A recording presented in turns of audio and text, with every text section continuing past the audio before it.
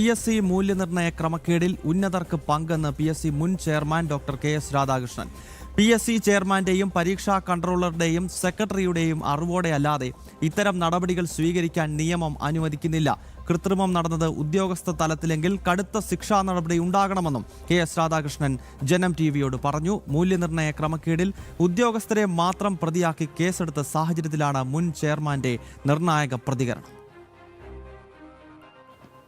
വിവാദമായിരിക്കുന്ന 10 ചോദ്യങ്ങൾ മൂല്യനിർണ്ണയം നടത്തേണ്ടതില്ല എന്ന് ആരാണ് തീരുമാനിച്ചത്? അതാണ് അറിയേണ്ട കാര്യം. കാരണം അത് ഉദ്യോഗസ്ഥന്മാരുടെ തലത്തിൽ അങ്ങനെ ഒരു തീരുമാനമെടുക്കാനായിട്ട് പബ്ലിക് സർവീസ് കമ്മീഷൻ്റെ നിയമം സമ്മതിക്കുന്നില്ല, ചട്ടവും സമ്മതിക്കുന്നില്ല. പബ്ലിക് സർവീസ് കമ്മീഷൻ പരീക്ഷ നടത്തി കഴിഞ്ഞാൽ ആ പരീക്ഷയുടെ പ്രൊവിഷണൽ ആൻസർ കീ പബ്ലിഷ് ചെയ്യും. അതിനെക്കുറിച്ച് ഉദ്യോഗാർത്ഥികൾക്ക് പരാതികളുണ്ടെങ്കിൽ അവർക്ക് സബ്മിറ്റ് ചെയ്യാം. ആ പരാതികൾ ഒരു വിദഗ്ധ സമിതി പരിശോധിച്ചിട്ട് അതിൽ തെറ്റോ ശരിയോ കണ്ടെത്തിയിട്ട് ആ പരാതികളുടെ അടിസ്ഥാനത്തിൽ തീരുമാനമെടുക്കാനുള്ള ഫയല് റെഡിയാക്കുകയും ആ file controller of examination, sub committee എക്സാമിനേഷനുണ്ട് PSCയിൽ, അവർ വഴി പബ്ലിക് സർവീസ് കമ്മീഷൻ ചെയർമാന് സബ്മിറ്റ് ചെയ്യും. അപ്പോൾ ചെയർമാൻ അതിനകത്ത് ഒപ്പിട്ടാൽ മാത്രമേ അത് ഓർഡർ ആകുള്ളൂ. അപ്പോൾ ചെയർമാന് സബ്മിറ്റ് ചെയ്യാതെ ചെയർമാൻ്റെ ഒപ്പില്ലാതെയാണ് ചെയർമാൻ ഫയൽ സബ്മിറ്റ് ചെയ്യുക എന്ന് പറഞ്ഞാൽ ചെയർമാൻ മാത്രമല്ല, സെക്രട്ടറി കൂടി അതിനകത്ത് ഇൻവോൾവ്മെൻ്റ് ഉണ്ട്.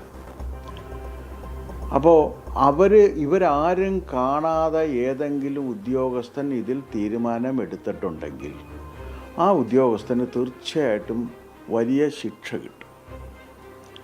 എൻ്റെ അറിവിൽ പബ്ലിക് സർവീസ് കമ്മീഷൻ ഉദ്യോഗസ്ഥന്മാർ അങ്ങനെ ചെയ്യുന്നവരായിരുന്നില്ല. അക്കാര്യം ഞാൻ ഉറപ്പ് നൽകിയിട്ടുണ്ട്. അത് കൺട്രോളർ ഓഫ് എക്സാമിനേഷൻ, ചെയർമാൻ, പരീക്ഷാ സബ് കമ്മിറ്റി ഇവരെല്ലാം കണ്ട് ഈ നടപടിക്രമങ്ങളെല്ലാം പൂർത്തിയായിട്ടുണ്ടോ എന്ന് അന്വേഷിക്കേണ്ടതുണ്ട്. ഇനി ഒരു സെറ്റ് 10 ചോദ്യങ്ങൾ ഒരുമിച്ച് ക്യാൻസൽ ചെയ്യണം എന്ന് തീരുമാനിച്ചു കഴിഞ്ഞാൽ ആ തീരുമാനം എന്തുകൊണ്ടാണ് എടുക്കുന്നത് എന്ന് ഫയലിൽ വ്യക്തമായി എഴുതിയിരിക്കണം. ആകെ 20 ചോദ്യങ്ങളാണ് മറ്റോട്ടുണ്ടായിരുന്നത്. 20 ചോദ്യങ്ങളിൽ 10 ചോദ്യങ്ങളും ഒഴിവാക്കുന്ന ഒരു പരീക്ഷയാണെങ്കിൽ ആ പരീക്ഷ തന്നെ ക്യാൻസൽ ചെയ്യുക എന്നുള്ളതാണ്. ഇപ്പോൾ ആ പരീക്ഷക്കിട്ട ചോദ്യങ്ങൾ തെറ്റാണെന്ന് വെക്കുക. ആ ചോദ്യങ്ങൾ തെറ്റാണ് എന്നുണ്ടെങ്കിൽ ആ പരീക്ഷ ക്യാൻസൽ ചെയ്തിട്ട് വേറെ പരീക്ഷ നടത്തുന്നു വേണ്ടത്. അതാണ് അതിൻ്റെ ഒരു രീതി. PSC മൂല്യനിർണ്ണയ ക്രമക്കേടിൽ ഉന്നതർക്ക് പങ്കുണ്ട് എന്നാണ് PSCയുടെ മുൻ ചെയർമാൻ കൂടിയായ ഡോക്ടർ KS രാധാകൃഷ്ണൻ പറയുന്നത്. PSC ചെയർമാന്റെയും പരീക്ഷാ കൺട്രോളറുടെയും സെക്രട്ടറിയുടെയും അറിവോടെയല്ലാതെ ഇത്തരം നടപടികൾ സ്വീകരിക്കാൻ നിയമം അനുവദിക്കുന്നില്ല എന്ന് അദ്ദേഹം ജനം ടിവിയോട് പറയുന്നു. രേഷ്മ ബാബുവാണ് കൊച്ചിയിൽ നിന്ന് വിശദാംശങ്ങൾ നൽകുന്നത്. രേഷ്മ, ഈ PSC ചെയർമാൻ ഉൾപ്പെടെയുള്ളവർ അറിഞ്ഞുകൊണ്ടാണ് അല്ലെങ്കിൽ അവരുടെ അറിവില്ലാതെ ഇത്തരം ഒരു ക്രമക്കേട് നടത്താൻ കഴിയില്ല എന്ന കൃത്യമായ സന്ദേശമാണല്ലോ PSCയുടെ മുൻ ചെയർമാൻ കൂടിയായിട്ടുള്ള KS രാധാകൃഷ്ണൻ പറയുന്നത്. എന്തൊക്കെയാണ് അദ്ദേഹം ജനം ടിവിയോട് സംസാരിക്കുമ്പോൾ വ്യക്തമാക്കിയത്?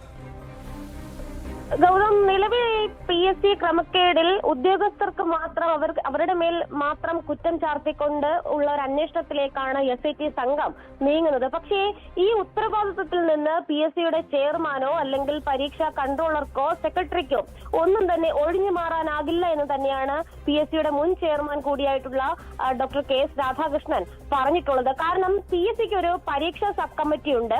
ആ പരീക്ഷാ സബ് കമ്മിറ്റിയാണ് ഈ മൂല്യനിർണ്ണയം ഉൾപ്പെടെയുള്ള കാര്യങ്ങളിൽ ഏതെങ്കിലും വിധത്തിൽ ഏതെങ്കിലും ആക്ഷേപങ്ങളോ ആരോപണങ്ങളോ ഉണ്ടായിക്കഴിഞ്ഞാൽ ഒരു റിപ്പോർട്ട് ചെയർമാന് നൽകിക്കൊണ്ട് അതിൽ പിന്നീട് തുടർ നടപടികൾ സ്വീകരിക്കുക.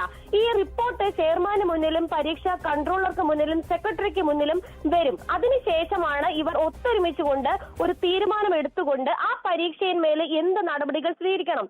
ഇപ്പോൾ 10 ചോദ്യങ്ങളാണ് ഇടതു നേതാവായിട്ടുള്ള അരുൺ ജെ പ്രതാപിന് വേണ്ടിയിട്ട് മൂല്യനിർണ്ണയത്തിൽ നിന്നും ഒഴിവാക്കിയിട്ടുള്ളത്. ഈ മൂല്യനിർണ്ണയത്തിൽ നിന്ന് 10 ചോദ്യങ്ങൾ ഒഴിവാക്കുന്നുവെങ്കിൽ അതിൽ കൃത്യമായിട്ട് ചെയർമാൻ കാര്യങ്ങൾ അറിയണം. അതോടൊപ്പം തന്നെ പരീക്ഷാ കൺട്രോളർ, സെക്രട്ടറി ഈ പറയുന്ന 3 പേരുടെയും തീരുമാനത്തിന് അനുസൃതമായിട്ട് മാത്രമേ ഈ മൂല്യനിർണ്ണയത്തിൽ നിന്നും ഏത് ചോദ്യങ്ങളാണ് ഒഴിവാക്കേണ്ടത് ആ ചോദ്യങ്ങൾ ഒഴിവാക്കാൻ സാധിക്കും. ഇവിടെ ഉദ്യോഗസ്ഥർക്ക് മാത്രം അത്തരം ഒരു തീരുമാനം എടുത്ത് മുന്നോട്ട് പോകാൻ സാധിക്കില്ല എന്നുള്ളതാണ് എടുത്തു പറയേണ്ട ഒരു വസ്തുത. അപ്പോൾ PSC ചെയർമാനെയും അതോടൊപ്പം തന്നെ ഈ പരീക്ഷാ കൺട്രോളറും ഈ വിഷയമൊന്നും അറിഞ്ഞില്ല എന്ന് പറയുന്നതിൽ വലിയൊരു ദുരൂഹത ഒളിഞ്ഞിരിപ്പുണ്ട്, ഗൂഢാലോചന ഒളിഞ്ഞിരിപ്പുണ്ട്. കാരണം PSCക്ക് ഒരു സുതാര്യത ഇതിനു മുൻപുണ്ടായിരുന്നു. ആ സുതാര്യത ഒക്കെ തന്നെ ഇല്ലാതായി കഴിഞ്ഞിട്ടുണ്ട്. ഈ പരീക്ഷാ കൺട്രോളറും അതോടൊപ്പം തന്നെ ചെയർമാനും സെക്രട്ടറിയും ഒപ്പുവെക്കാതെ എങ്ങനെയാണ് ഒരു പരീക്ഷയുടെ ആസൂത്രണ ബോർഡ് പരീക്ഷയുടെ 10 ചോദ്യങ്ങളാണ് മൂല്യനിർണ്ണയത്തിൽ നിന്ന് ഒഴിവാക്കിയിട്ടുള്ളത്. ഈ മൂല്യനിർണ്ണയത്തിൽ നിന്ന് ഈ 10 ചോദ്യങ്ങൾ എങ്ങനെ ഒഴിവാക്കാൻ സാധിക്കും? ചെയർമാനും പരീക്ഷാ കൺട്രോളറും അറിയാതെ ഈ ചോദ്യങ്ങൾക്ക് ഇതുവരെ PSCക്ക് കൃത്യമായിട്ടുള്ള ഉത്തരം നൽകാൻ സാധിച്ചിട്ടില്ല. നിലവിലെ SIT സംഘത്തിനും ഇത് സംബന്ധിച്ച് വലിയൊരു ധാരണയൊന്നുമില്ല. എന്തായാലും ഇപ്പോൾ PSC ചെയ്യാൻ ശ്രമിക്കുന്നത് പുനർമൂല്യനിർണ്ണയം ചെയ്യുക എന്നുള്ള ഒരു തടിതപ്പൽ രീതി, അത് മാത്രമാണ് PSC ഇനി അങ്ങോട്ട് ചെയ്യാൻ പോകുന്നത്. എന്തായാലും ഈ ഉദ്യോഗസ്ഥരുടെ മേൽ മാത്രം പഴിചാരിക്കൊണ്ടുള്ള ഒരു അന്വേഷണത്തിലേക്ക് SIT കടക്കുമ്പോൾ ചെയർമാനും അതോടൊപ്പം തന്നെ പരീക്ഷാ കൺട്രോളറെയും സെക്രട്ടറിയും സംരക്ഷിക്കാനായിട്ടുള്ള രേഷ്മ, എന്തായാലും നിർണായകമായ പ്രതികരണമാണ് KS രാധാകൃഷ്ണന്റെ ഭാഗത്ത് നിന്ന് ഉണ്ടായിരിക്കുന്നത്. PSC മൂല്യനിർണ്ണയ ക്രമക്കേടിൽ PSC ചെയർമാൻ ഉൾപ്പെടെയുള്ളവരുടെ പങ്കിനെ പറ്റി അന്വേഷണം നടക്കണം എന്ന കൃത്യമായ സന്ദേശം നൽകുന്നതാണ് KS രാധാകൃഷ്ണൻ, PSCയുടെ മുൻ ചെയർമാന്റെ പ്രതികരണം. രേഷ്മ ബാബുവാണ് വിശദാംശങ്ങളുമായി ചേർന്നത്.